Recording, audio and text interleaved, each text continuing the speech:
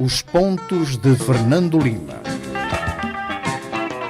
Boa noite, rádio ouvintes e telespectadores. Cá estamos nós para mais uns pontos de Fernando Lima.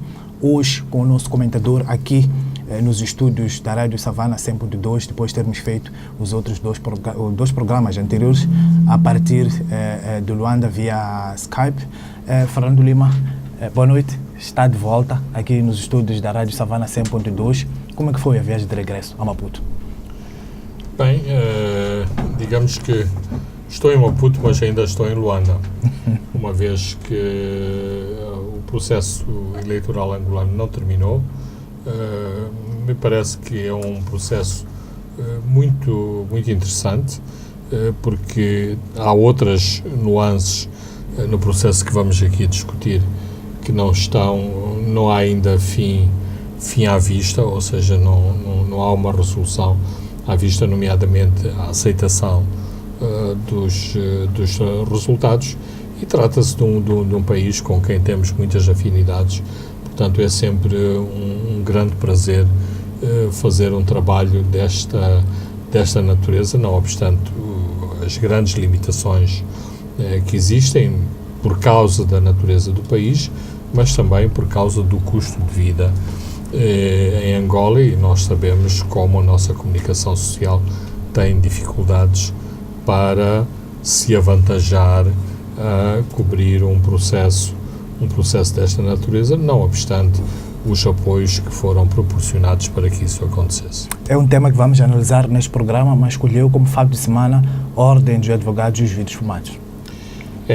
Eu escolhi este tema e espero abordá-lo com pinças, com muito cuidado, porque temo também que vou resvalar para alguns pontos que eventualmente podem parecer que uma pessoa que estou a defender ilegalidades cometidas pela polícia. Eu tenho muito respeito pela Ordem, pela atual direção da Ordem dos Advogados, pelas suas posições corajosas, que tenho saudade habitualmente, mas pareceu-me algum preciosismo a Ordem dos Advogados estar preocupada com os vidros fumados. E é bom que fique claro que não estou contra a Ordem dos Advogados se preocupar com os vidros fumados, como amanhã se pode preocupar com os direitos dos animais, com a fauna bravia ou outras questões que são controversas no nosso país e que noutros países são grandes, resultam de grandes prioridades e de sensibilidades em termos dessas mesmas sociedades. É assim, eu acabo de chegar de Angola, e onde andei durante 2 semanas, muitas vezes, nesses mesmos carros com vidros fumados, habitualmente carros luxuosos, carros de grande cilindrada, e nós conhecemos quem são os proprietários desses carros. Não estou a sugerir que andei em Angola em carros de criminosos, mas estou a dizer que são pessoas poderosas em termos financeiros para se movimentarem nestes carros.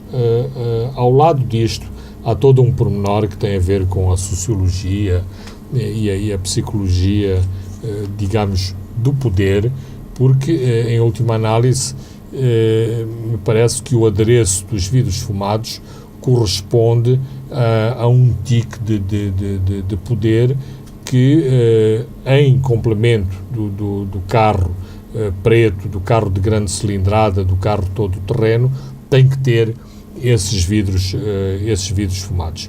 Eu também sei que em Moçambique há outros moçambicanos que não são poderosos e têm os vidros e têm os carros com os vidros fumados, muito por causa da importação de carros em segunda mão a partir do Japão, e os carros já vêm com os vidros fumados do Japão, não obstante os vidros fumados não constarem do seu livrete, e aqui começa o argumento legal. A polícia só reconhece os carros cujas características são reconhecidas pelo documento de circulação legal, que é o livrete.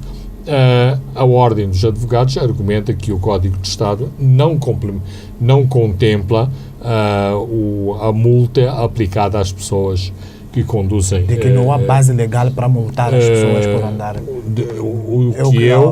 Com que eu estou plenamente de acordo. Agora, há todo um aspecto securitário, há todo um aspecto de conjuntura que nós vivemos em Moçambique.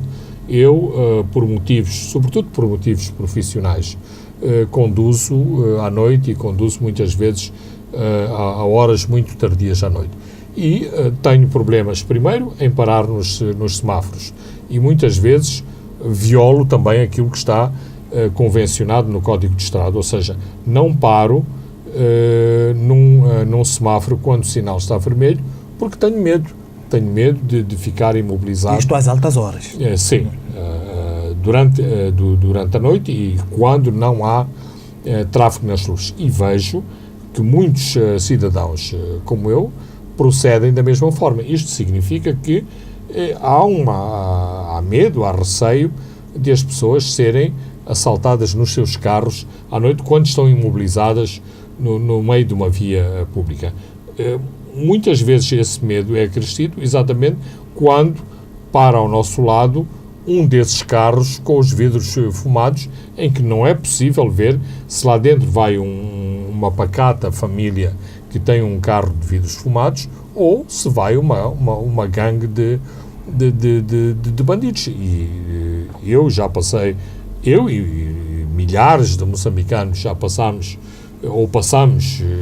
quase dia sim por estas situações, e não é uma situação confortável estar parado ao lado de um carro de vidros fumados. Agora, como é que se contorna essa situação? Claramente não é com um braço de ferro entre a lei e a polícia, mas a polícia e o Estado, neste caso, têm meios para criar os requisitos legais que permitam à polícia atuar contra os vidros fumados. É por demais evidente que isto é um incentivo às gangues, que isto é mais uma proteção às gangues do que uma proteção às famílias de conduzirem em carros de vidros fumados. E, portanto, o Estado deve atuar no sentido de atuar contra os criminosos e, portanto, resguardar-se legalmente em relação a esta questão. Claro que não cai bem um porta-voz da polícia dizer que isto é um problema de pessoas que vivem no ar-condicionado e nos sofás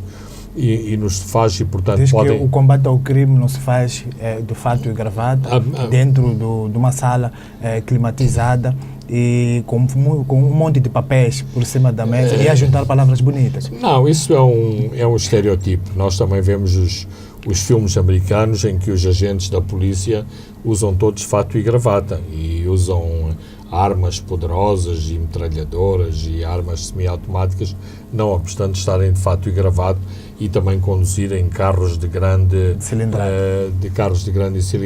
Mas eu percebo o alcance do porta-voz da polícia. Aquilo que ele quer dizer é, enquanto nós estamos confortáveis em nossa casa a ver a telenovela, há pessoas que com frio, com chuva, com sol, com condições muito difíceis, muitas vezes sem terem as melhores refeições, estão a tentar limpar as cidades de gangsters, de criminosos, de assassinos, de violadores. Portanto, este é um pouco o apelo populista que o porta-voz da polícia está a fazer. Portanto, o ponto é, mais uma vez, os vidros fumados favorecem as pessoas, os indivíduos que se dedicam ao crime, mas precisamos de criar os instrumentos legais que permitam à polícia atuar contra os vidros fumados sem que isso se transforme num arbítrio, inclusivamente com algumas cenas lamentáveis em plena via pública, as pessoas, os condutores de veículos automóveis serem despojados desta proteção dos seus vidros. Mas também estas pessoas, nomeadamente até aqueles que requisitam estes serviços localmente, e vemos nas esquinas indivíduos a oferecer serviços de fumar vidros, para que isto seja de algum modo desencorajado. Fernando Lima, vamos ao nosso primeiro tema, que ainda é a ressaca das eleições angolanas, com 98,77% dos votos já escrutinados. O MPLA já avança de forma confortável, mas sofre um abanão político em Cabinda e também em Luanda. A oposição contesta os resultados. O Tribunal Constitucional considerou não haver ainda provimento do pedido de impugnação emitido pela Casa C, porque tratam-se de resultados provisórios. Claramente, o MPLA e João Lourenço vão formar governo em Angola. Já não há nada a fazer, Fernando. Eu penso que é muito difícil, porque toda a argumentação da oposição é uma argumentação de natureza administrativa, ou seja, o fantasma da fraude, o argumento da fraude, não obstante nós percebermos que existe, pelo menos na argumentação do dia-a-dia e na argumentação pública, ele não aparece. O que aparece é problemas de procedimentos, nomeadamente de procedimentos administrativos, que uma determinada contagem não foi feita ao nível dos círculos provinciais, que as atas não passaram por determinadas instâncias de verificação quando deveriam ter passado. O que, no fim do dia, se de facto não tiver havido fraude nas atas, se as atas não tiverem sido adulteradas e a oposição fez contagens paralelas, e tanto quanto eu sei, as contagens paralelas da oposição tiveram muita qualidade, o vencedor será de facto o MPLA, e a oposição terá que fazer uma reflexão séria porque é que perdeu, ou seja, porque é que teve resultados bons em Luanda, que é o maior círculo eleitoral angolano. Basta dizer que votaram 2.300.000 angolanos em Luanda. Porque é que os resultados da oposição foram bons na capital do país e depois nas províncias, nomeadamente em províncias onde a oposição tradicionalmente tem bons resultados, eles não se verificaram. Portanto, há aqui problemas de mensagens, há problemas de campanha. Então, acha que a oposição investiu mais em Luanda e ficou a dormir nos seus círculos tradicionais, tipo, que ali está ganho? Eu penso que há um misto de situações.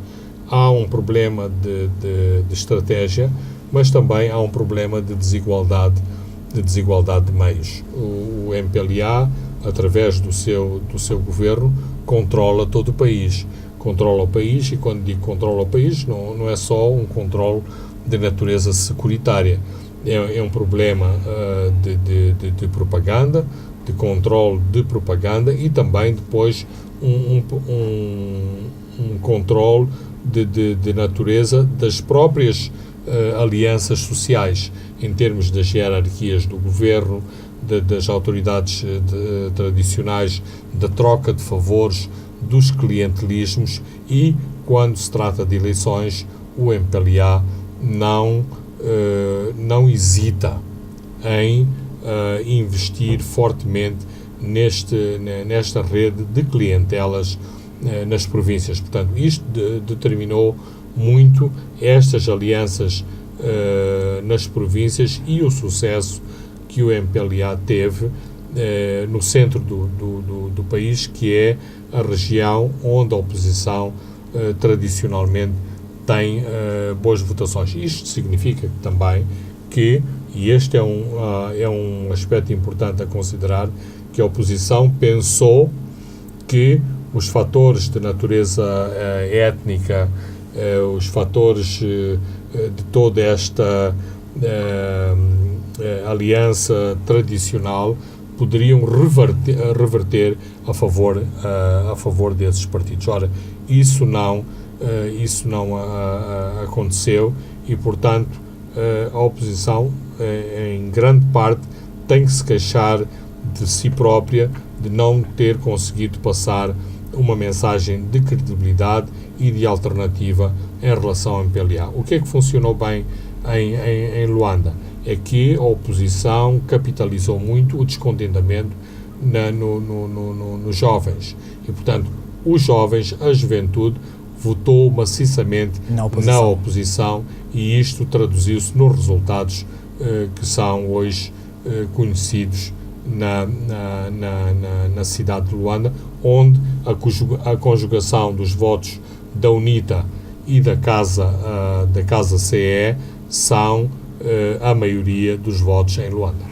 Acha que a oposição vai terminar por aí ou vai convocar protestos de rua para protestar contra essas eleições? Aliás, até o ministro do Interior, Ângelo Tavares, escreveu uma carta para Isaías Samakuva para avisar o seu porta-voz que a linguagem que está a usar pode incendiar o país. Também isto é uma chamada de atenção. Certo. Eu não tenho evidências claras sobre isso, mas acho que há um pacto de cavalheiros entre todos os partidos, nomeadamente entre o MPLA e os partidos da oposição, para não se exagerar na linguagem. Toda a campanha eleitoral foi caracterizada por uma contenção verbal muito grande, sobretudo por parte da oposição. E isto não me parece totalmente normal. Penso que a oposição tentou não extremar posições e um discurso que leve, portanto, às pessoas ocuparem as suas, porque há, em última análise, um grande sentimento de desespero no eleitorado da oposição, no sentido não de desespero porque estão contra o governo, porque querem que o atual governo deixe de existir, mas no sentido de melhorarem as suas condições de vida, não verem alternativas no atual governo para melhorarem essas mesmas condições de vida e, portanto, acharem que os partidos da oposição são exatamente as potenciais alternativas. E eu acho que as lideranças da oposição estão muito conscientes de que estão no controle de um potencial barril de pólvora e, portanto, se fizerem o apelo à violência, se fizerem a convocação de manifestações de ruas invocando fraude eleitoral e invocando irregularidades eleitorais, penso que têm consciência que conseguirão facilmente isso e eu acho que não querem, estas mesmas lideranças não estão interessadas nessa situação. Mais generais da UNITA, que hoje são, nomeadamente o general Numba e o general Lukamba Gato, fizeram pronunciamentos públicos apelando à aceitação dos resultados eleitorais, apelando ao civismo, claramente tentando passar uma mensagem à direção da UNITA para que haja contenção verbal e para que as eleições não redundem a posteriori numa onda de violência. E os bispos também apelaram à aceitação dos resultados. Exatamente, portanto, porque há exatamente essa sensação de desespero e esta grande disponibilidade das populações dos Museques em se revoltarem se houver um discurso incendiário que incentive esse mesmo tipo de manifestações. O sistema informático também do angolano parece também se comportou, está um pouco mais evoluído. Em 24 horas, 65% dos votos já haviam sido escrutinados. É um exemplo para nós, para Moçambique. É claramente um desafio para Moçambique. e sem que isto constitua um grande desafio tecnológico, porque aqui em Moçambique, nas contagens paralelas que já foram feitas nos 2 últimos escrutínios eleitorais, a sociedade civil, algumas horas depois do ato eleitoral, conseguia ter claramente os resultados de todas as províncias, porque basicamente o segredo do sucesso são as comunicações. E nós sabemos que em Moçambique as comunicações não são tão deficitárias, ou seja, no dia-a-dia elas não são deficitárias e, portanto, não é por causa de haver eleições que elas se tornam deficitárias. Há um sistema eleitoral, em termos de apuramento de resultados, extremamente burocrático. Mas eu acho que, em termos da operacionalidade dos partidos, nomeadamente da própria Frelimo, que é o partido com mais meios para controlar os resultados e fazer apuramentos de resultados, mas também a sociedade civil, nomeadamente o Observatório Eleitoral, num momento, ou seja, nas penúltimas eleições e nas últimas eleições, uma coligação de organizações da sociedade civil conseguiram fazer o apuramento de resultados em poucas horas. Mas, tanto quanto eu sei, os resultados das contagens paralelas não diferiam muito dos resultados oficiais, salvo, e é bom ressalvar-se isso, onde houve fraudes claras, onde houve enchimento de urnas, e nós sabemos que houve enchimento de urnas em muitas zonas de Moçambique. Aí a solução informática não funciona, no sentido de que, se estivermos a reportar de uma ata que à partida já uma ata viciada, o sistema informático só vai reproduzir essa viciação. Em que consistiu o sistema angolano? Num sistema muito simples. Os agentes eleitorais, portanto, quer as mesas de voto, quer as pessoas que tinham a designação de auxiliares de votação, tinham pequenos iPad, quer-me parecer que é o nome comercial da Apple Macintosh. Acho que o termo genérico é falar-se em tablet. Portanto, uma pequena plataforma tablet, que pode ser também um telefone, e canalizava estes resultados para Luanda, para o computador central. Ora, se estes resultados forem acrescidos de meia dúzia de palavras, isto vai exatamente acionar todo o mecanismo que está pré-preparado para receber estes resultados, fazer as devidas adições o censo foi feito assim. E os percentuais, e portanto o resto não é milagre. Foi feito por milhares de angolanos que estavam em todo o país e que, à hora em que fecharam as urnas, entre as 23 e as 24, enviaram estes resultados a Luanda. O Francisco está a dar um exemplo muito interessante. Exatamente, o censo funcionou assim. Ao fim do dia, os recenseadores mandavam resultados a um posto de comando, a uma central informática que processava esses mesmos dados. O que são esses dados? São números, e depois estes números têm, complementarmente, meia dúzia de códigos que podem identificar a cidade, o bairro, a província, o distrito, o posto administrativo, e disto se faz um recenseamento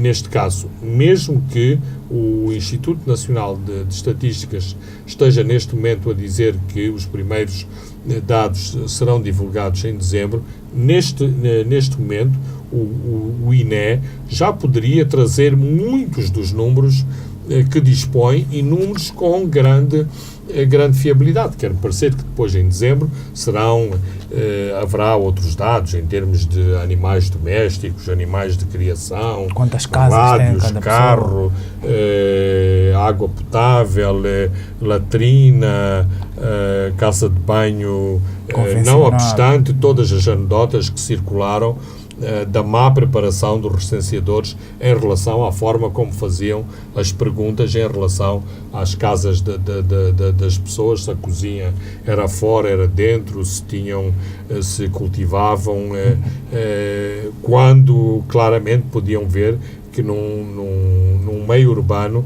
é muito difícil fazer determinadas perguntas, ou vice-versa, num sítio onde não há painel solar, onde não há energia, dificilmente haverá rádio ou televisão.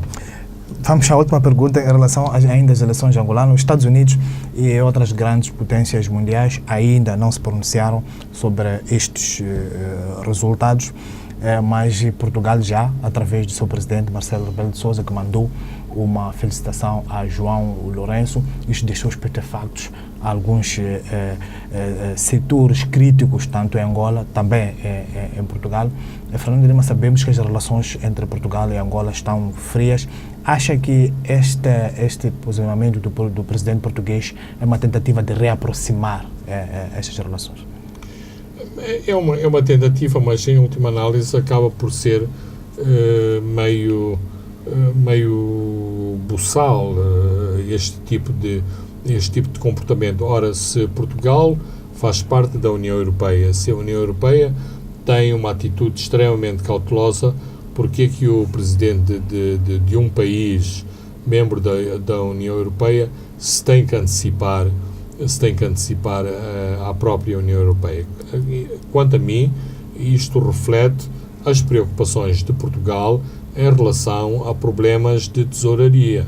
Ou seja, há um grande problema em Portugal, que são as remessas, quer dos imigrantes portugueses que trabalham em Angola, quer das empresas portuguesas que estão a operar em Angola. Eu não tenho um número global, mas o número global não é de milhões, é de bilhões de dólares. Ora, isto é um dado muito sensível na economia portuguesa, que está a tentar recuperar de uma grande crise que viveu nos últimos anos.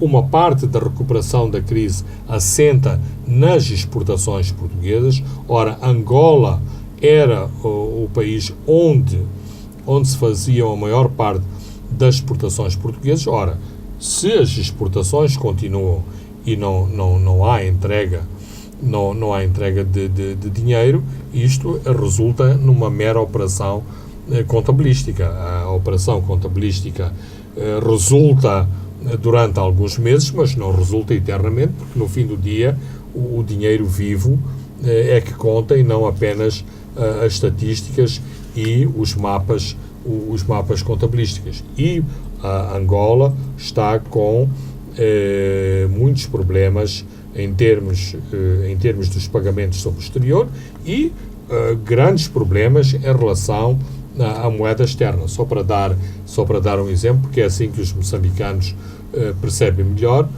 Aqui em Moçambique, uma pessoa lê o jornal e vê que o dólar está a 61 meticais. Se for ao bazar ou aí a uma mercearia de esquina, consegue trocar o dólar a 62, nem chega sequer aos 62 e meio.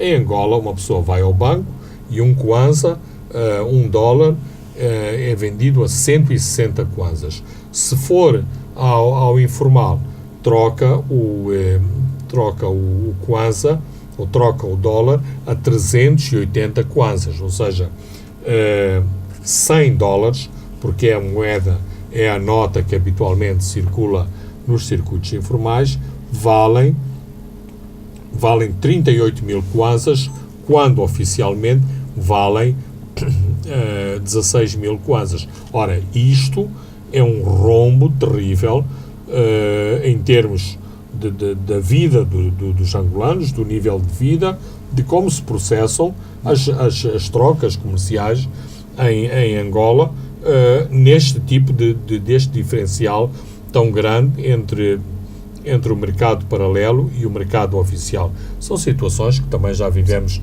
aqui em Moçambique e que felizmente ultrapassamos, e não obstante a crise, por causa das medidas extremamente restritivas que o Banco de Moçambique tem aplicado aqui em Moçambique, consegue-se manter um diferencial mínimo e simbólico. Fernando Lima, vou lhe interromper porque temos que ir a um brevíssimo intervalo. Voltamos ainda para terminar o seu fio de raciocínio e entramos para as eleições no Quênia.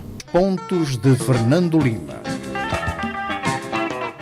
Boa noite, rádio ouvintes e telespectadores. Estamos de volta à segunda parte dos pontos de Fernando Lima. Agora vamos às eleições no Quênia.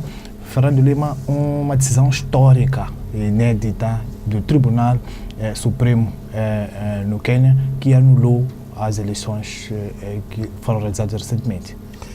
Eu penso que uma coisa impensável em Angola e Moçambique. As ditaduras africanas, as nomenclaturas políticas africanas hoje devem estar em estado de choque com as notícias que vêm do Quênia, porque de facto é um marco histórico, um tribunal do Quênia, e por uma margem que não deixa qualquer dúvidas, ou seja, 5 magistrados a favor e 2 contra, decidiram anular as eleições presidenciais quenianas. Isto quanto a mim, é um impulso muito importante para as democracias africanas, para o sistema democrático em África, para o próprio judicial em África. Nós vemos que, por exemplo, em Moçambique, sempre que há eleições, o Conselho Constitucional tenta pelo menos alertar para irregularidades, para abusos, mas todo um sistema e a forma como esse mesmo sistema está montado depois resultam em nada, e nada acontece, mesmo que saibamos e no fim dizem que essas irregularidades não alteram o resultado final. E não só, por exemplo, só para dar um exemplo, se a Procuradoria-Geral da República fosse atrás dos processos em que houve claramente enchimento de urnas, como aconteceu nas últimas eleições na província de Gaza, se os presidentes dessas mesas, aos presidentes dessas mesas fossem instaurados processos, se os nomes dessas pessoas fossem conhecidos dos média, mesmo que no fim do dia houvesse absolvições, não se tivesse chegado a conclusões finais em relação ao próprio enchimento das urnas, mas isto era uma evidência de que os órgãos judiciais, a cadeia do judicial, tentou atuar sobre a fraude. Ora, os pronunciamentos ficaram pelo Conselho Constitucional, como no passado ficaram pelo Tribunal... Nas controversas eleições de 99, onde exatamente, alguns dos juízes conselheiros... Inclusive fizeram uma declaração de voto. De voto. Portanto, depois não aconteceu nada. Ora, isto é que é mau. Mas eu penso que o próprio pronunciamento no Quênia é um grande... deve deixar contentes, satisfeitos os juízes moçambicanos, os juízes moçambicanos que defendem o Estado de Direito, que defendem a legalidade, que defendem a transparência, que defendem eleições livres e justas, e isto é um encorajamento, e isto é também uma mensagem de que, mesmo com todo o chamado afropessimismo, as coisas estão a mudar no continente africano, mesmo que sejamos contra o Tribunal Penal Internacional, mesmo que haja estas acusações de que o TPI só persegue ditadores africanos e da ex-Europa de leste. Também significa que os ditadores têm que ter medo de um dia serem apanhados e levados ao Tribunal Penal Internacional, como aconteceu com Charles Taylor. Eu não sei se um dia vamos ver o atual presidente do Sudão ser conduzido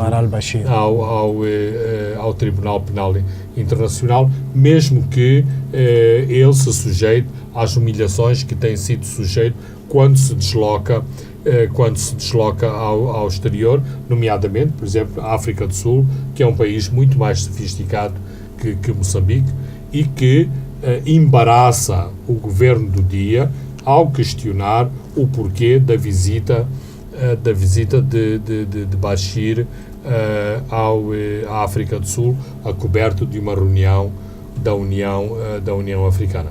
Uhuru Kenyatta, através de um dos advogados, vê nesta decisão como uma decisão política. Fernando Lima, o Tribunal Supremo do Quênia não quis aqui também, nesta decisão, evitar fazer com que o país resvale para aquela confusão de 2013? Claramente. Eu penso que todos os juízes ponderaram a tensão estava lá sobre a tensão que um pronunciamento desta natureza iria gerar. Mas, digamos, do meu ponto de vista, acho que também as questões técnicas que estão ligadas ao pronunciamento dos juízes do Tribunal Supremo também ajudam muito. Ou seja, há claramente uma evidência que houve uma violação do sistema informático eleitoral. Isto é uma evidência que não é controversa. Ou seja, é lícito questionar-se se depois dos computadores da Comissão Nacional de Eleições terem sido violados, se os dados não foram alterados. Depois também do assassinato do responsável do sistema eleitoral. Isto foi precedido do bárbaro assassinato do equivalente ao STAI no Quênia. Não só foi assassinado, como lhe cortaram as mãos, porque ele era a pessoa que conhecia os códigos, ou através das suas impressões digitais tinha acesso a determinados dados no processo eleitoral. Ou seja, houve uma conjuntura também que auxiliou os juízes a tomarem este posicionamento, sem que, à hora que estamos a gravar este programa e estamos a ir para o ar, não se conheçam tumultos de rua, porque o Tribunal Supremo decidiu anular as eleições, que devem ter lugar, em princípio, daqui a 60 dias. Fernando Lima, vamos agora para temas domésticos aqui em Moçambique. Vamos falar das recomendações do relatório Kroll, a versão integral que já circula em alguns círculos restritos, sobretudo em algumas embaixadas, mas já andam as principais recomendações deste relatório. Por exemplo, a Kroll recomenda à Procuradoria-Geral da República a usar de todos os instrumentos legais para voltar a ouvir o indivíduo A, que o indivíduo A claramente conhecido com Antônio Carlos de Rosário, o PCA das três empresas. Acha que a Procuradoria-Geral da República vai avançar neste processo ou está de mãos atadas? Bem, eu acho que o que dissemos em relação às eleições quenianas e ao sistema judicial africano serve claramente para este caso. Nós estamos em cima do Congresso do Partido no Poder em Moçambique. Um legalista vai argumentar que a Procuradoria-Geral da República não lê os jornais, nem sequer acompanha aqueles noticiários que agora dedicam sempre um segmento à preparação do Congresso do Partido Frelimo. Aliás, quando eu vejo esses noticiários, parece que estou de novo no tempo do Partido Único, com esse tipo de noticiários televisivos. Portanto, eu acho que não vai acontecer nada antes do Congresso, não há qualquer evidência. Mas a libertação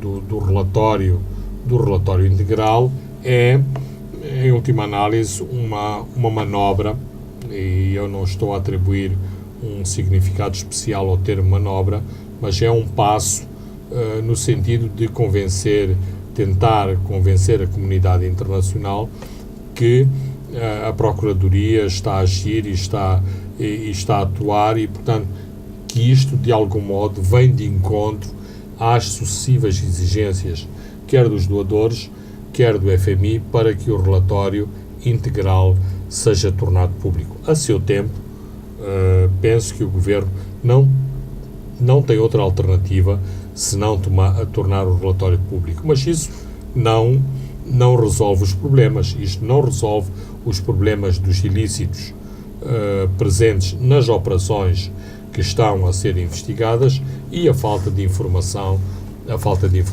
que revela esse mesmo relatório. Isto para dizer o seguinte, que outras ações complementares são exigidas decorrentes da própria auditoria feita pela Kroll. E isto não está a acontecer. Uma vertente que me parece positiva é que não só há um foco em relação às autoridades nacionais, mas também há um foco em relação às entidades financeiras internacionais que foram quem desembolsaram os montantes para o país. A Credit Suisse e também o VTB. E isto me parece muito correto, porque também é evidente e tornou-se muito evidente nos últimos meses que não foram seguidos os procedimentos habituais de due diligence, portanto, de proteção em relação ao crédito, em relação aos beneficiários do crédito, se tinham ou não condições de receber os créditos e de honrarem os seus compromissos, para além das cartas formais de garantias que receberam através do Ministro das Finanças. E isso é extremamente importante porque encaixa num outro cenário que tem a ver, e continuo a acreditar que este cenário continua de pé, que é se Moçambique paga ou não paga as dívidas, se as paga integralmente ou se as paga parcialmente.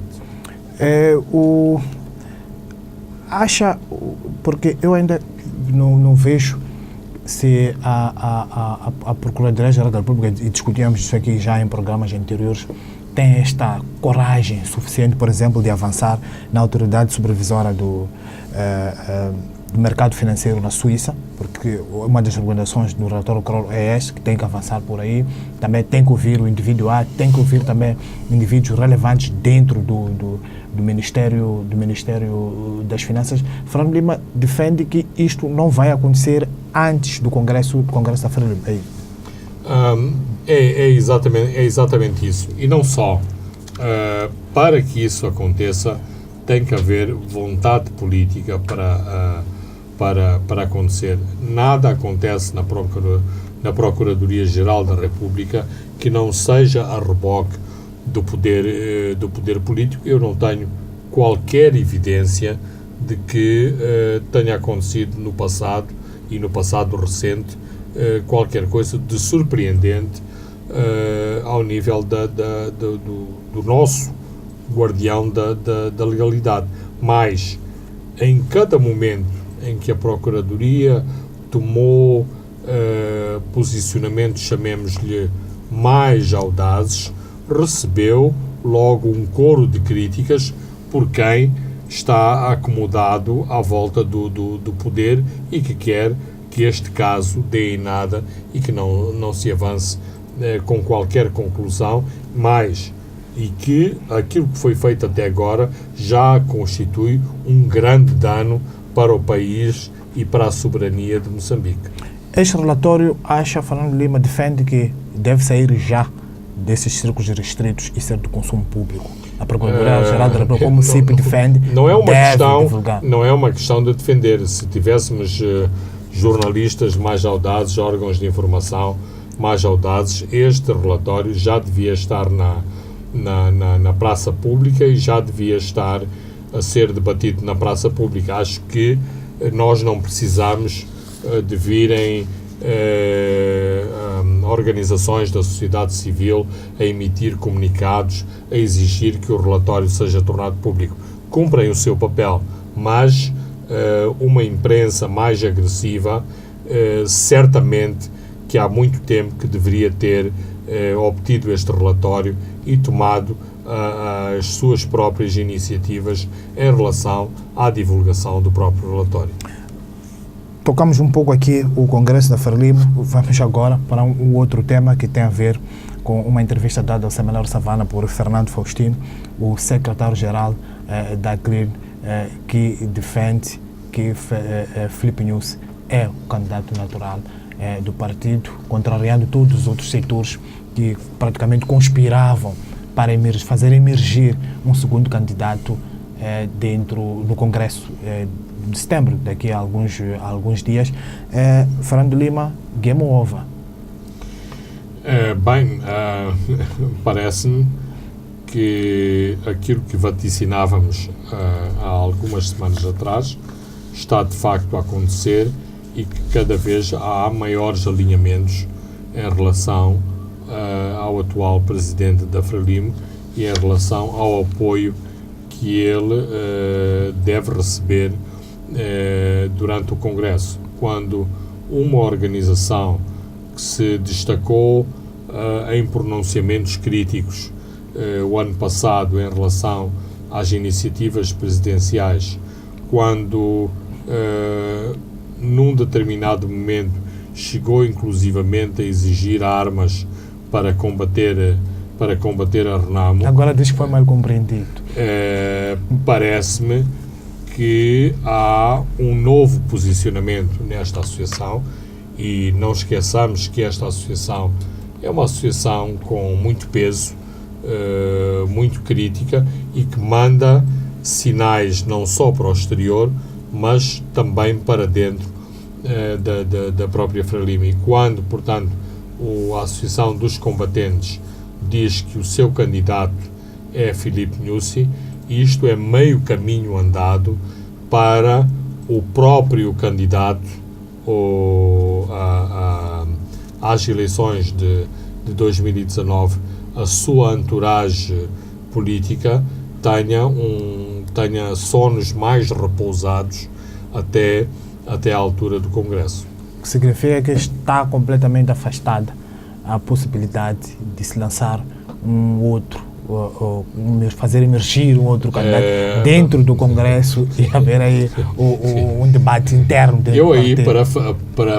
parafrasearia o ainda secretário-geral da Frelimo, o Sr. Eliseu Machava, que quando o não menos notável membro da Comissão Política Eduardo Mulembwe declarou que Filipe Nyusi era o seu candidato até 2024 e Eliseu Machava disse, os órgãos do partido a seu tempo se pronunciarão.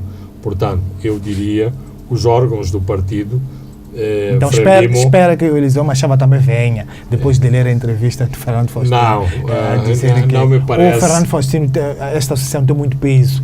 Não me parece, porque segundo dizem os bastidores da preparação do Congresso, tem havido muitos telefonemas para os críticos e para as alas que gostariam de apresentar candidatos para baterem palmas e palmas cada vez mais sonantes para o candidato Filipe Nyusi. Portanto, não me parece que haja um segundo round de declarações de Eliseu Machava em relação aos pronunciamentos da Associação dos Combatentes. Mas, claramente, em termos de peso político, é muito mais forte o peso da Associação dos Antigos Combatentes que o membro da Comissão Política, Eduardo Mulema. O Fernando Faxino também voltou a reiterar que é preciso o partido seja vigilante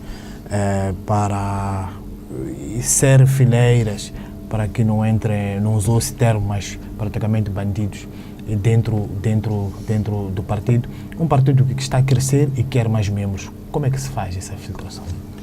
Bem, isso é muito difícil de separar o trigo do joio, separar o azeite da água.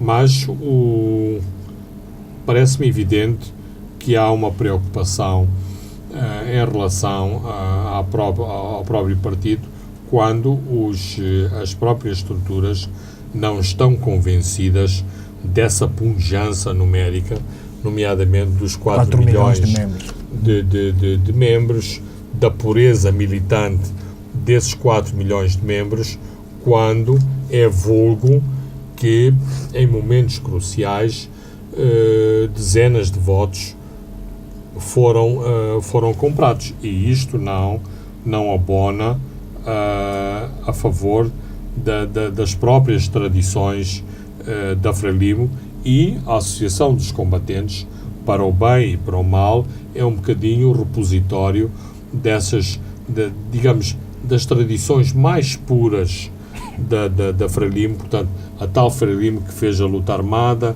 e que trouxe a independência, não esta outra Frelimo totalmente embaraçada com problemas de corrupção dos seus membros, com jogadas de bastidores, de porta traseira, e que embaraçam o país e embaraçam também a própria Frelimo.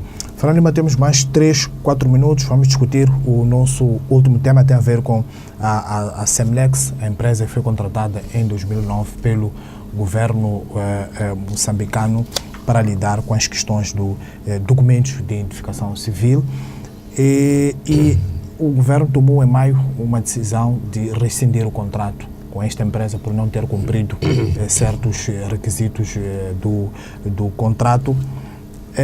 E a Semlex diz que não há espaço para esta rescisão e defende a contratação de uma empresa, de uma auditoria, para fazer uma auditoria independente a este todo o processo, para se apurar a responsabilidades.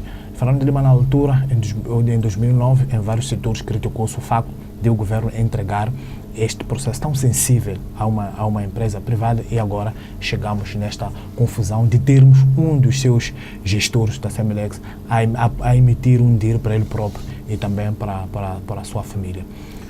Bem, é assim, eu acho que em relação à questão da intervenção dos privados na esfera do público, há que não ter tabus totais.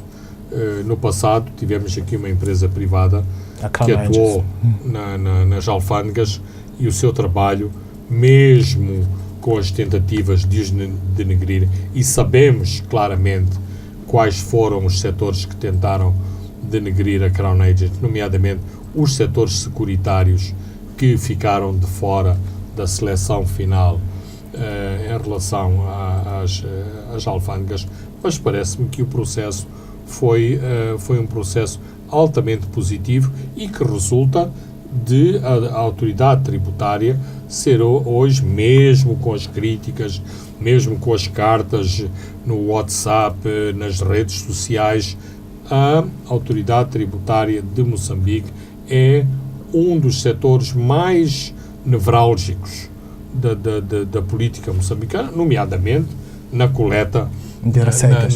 Na coleta de receitas. Ora, também aqui na questão da identificação, o mesmo processo poderia ser utilizado, ou seja, não obstante, e a mim causa-me problemas que a identificação dos cidadãos, a posse destes dados de identificação, atribuir ou não documentos de identificação, quer internos, quer que possibilitem aos cidadãos moçambicanos viajar por todo o mundo.